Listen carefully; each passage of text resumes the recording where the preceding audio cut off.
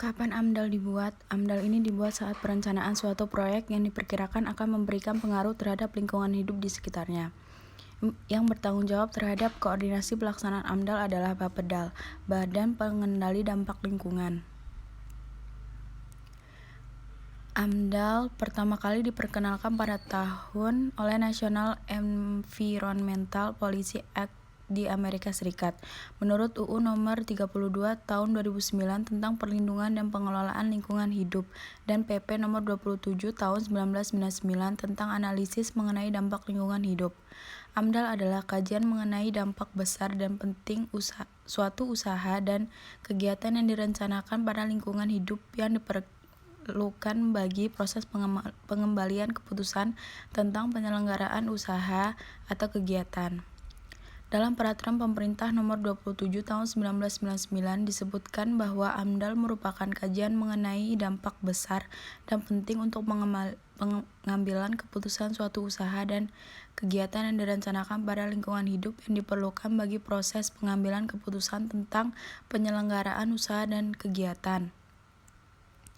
Bentuk hasil kajian AMDAL berupa dokumen AMDAL. Terdiri dari 5 dokumen, yaitu dokumen kerangka acuan analisis dampak lingkungan hidup atau KANDAL, dokumen analisis dampak lingkungan hidup ANDAL, dan dokumen rencana pengelolaan hidup RKL. KANDAL adalah suatu dokumen yang berisi tentang ruang lingkup serta kedalaman kajian ANDAL. ANDAL adalah dokumen yang berisi telaahan secara cermat terhadap dampak penting dari suatu rencana kegiatan.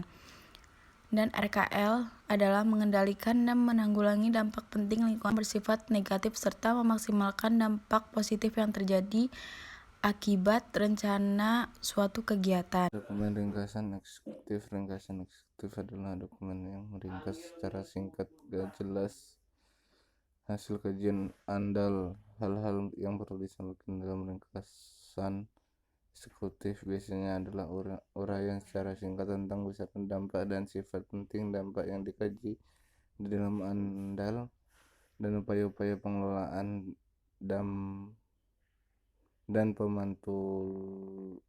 pemantuan lingkungan hidup yang dilakukan untuk mengelola dampak.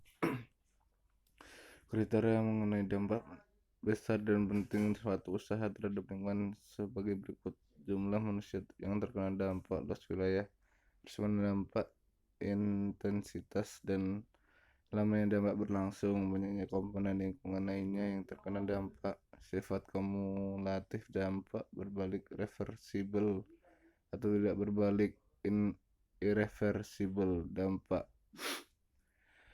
Fungsi AMDAL bagi masyarakat, bagi pemerintah, bagi pemilik proyek. Bagi masyarakat mengetahui rencana pembangunan dan mempersiapkan diri untuk adaptasi. Masyarakat ikut beradaptasi, tidak terjadi salah paham dan dapat bekerja sama dengan pemilik proyek.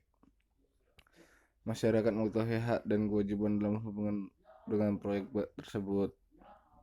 Bagi pemilik proyek, terhindar dari pelanggaran UU dan PP, terhindar dari tuduhan pencemaran lingkungan, dapat melihat masalah-masalah lingkungan yang dihadapi di masa mendatang. AMDAL merupakan sumber informasi. Dokumen ringkasan eksekutif. Ringkasan eksekutif adalah dokumen yang meringkas secara singkat gak jelas hasil kajian AMDAL. Hal-hal yang perlu disampaikan dalam ringkasan eksekutif biasanya adalah uraian secara singkat tentang besaran dampak dan sifat penting dampak yang dikaji di dalam AMDAL dan upaya-upaya pengelolaan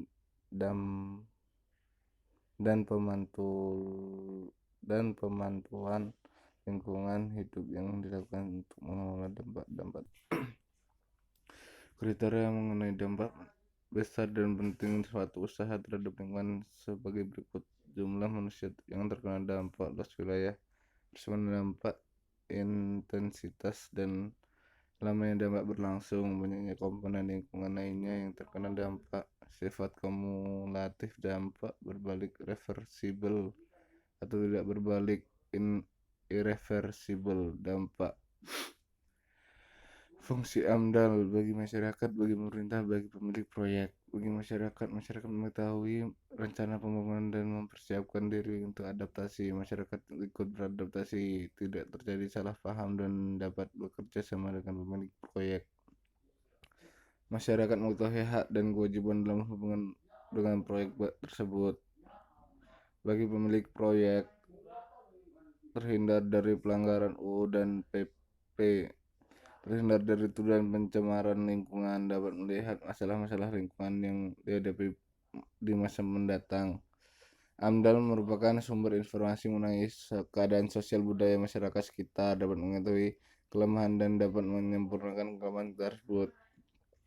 Dapat mengetahui keadaan atau kondisi lingkungan. Bagi pemerintah, mencegah potensi SDA yang dikelola rusak, mencegah SDA lain di luar proyek yang rusak, menghindar pengrusakan lingkungan hidup, menjamin proyek dibangun sesuai rencana pembangunan daerah untuk menghindari pertikaian antara pemilik proyek dengan masyarakat maupun dengan pemilik proyek yang lain. Manajemen proyek memiliki manfaat yang jelas bagi masyarakat dan pemerintah. AMDAL digunakan sebagai alat pengambilan keputusan.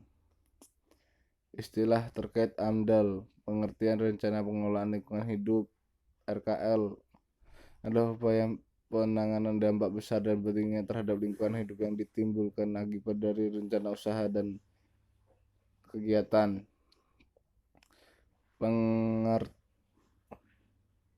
Pengertian rencana pemantauan lingkungan hidup (RPL) adalah upaya pemantulan komponen lingkungan hidup yang terkena dampak besar dan penting akibat dari rencana usaha. Siapa pihak-pihak terkait dalam penyusunan AMDAL?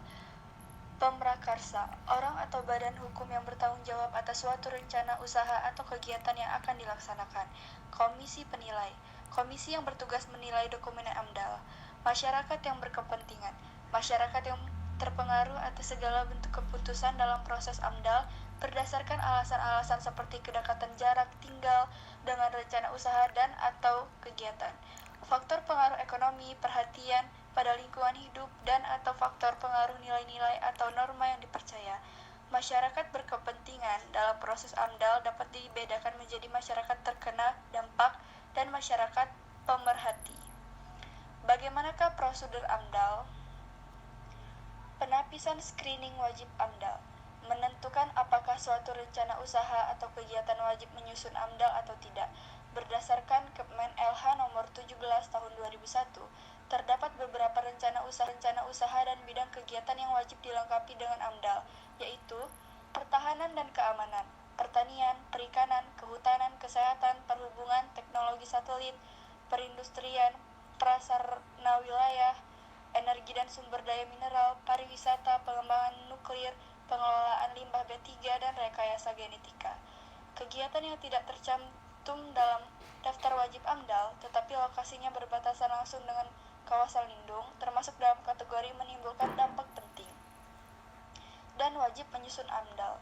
Kawasan lindung yang bermaksud AMDAL: hutan lindung, kawasan bergambut, kawasan resapan air, kawasan sekitar waduk atau danau, kawasan sekitar mata air, kawasan suaka alam, dan lain sebagainya.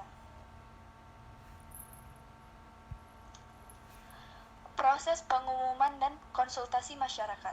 Berdasarkan keputusan Kepala Bapeda nomor 08/2000, Pemrakarsa wajib mengumumkan rencana kegiatannya selama waktu yang ditentukan dalam peraturan tersebut, menanggapi masukan yang diberikan, dan kemudian melakukan konsultasi kepada masyarakat terlebih dulu sebelum menyusun KANDAL. Penyusunan dan penilaian KANDAL.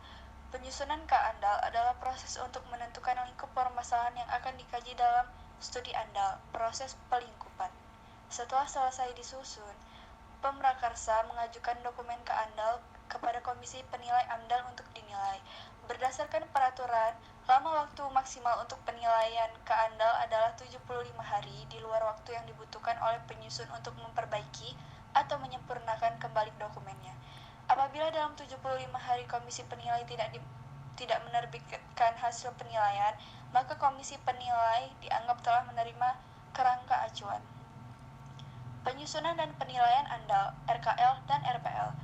Proses penyusunan ANDAL, RKL, dan RPL. Penyusunan ANDAL, RKL, dan RPL dilakukan dengan mengacu pada KANDAL yang telah disepakati. Hasil penilaian Komisi AMDAL.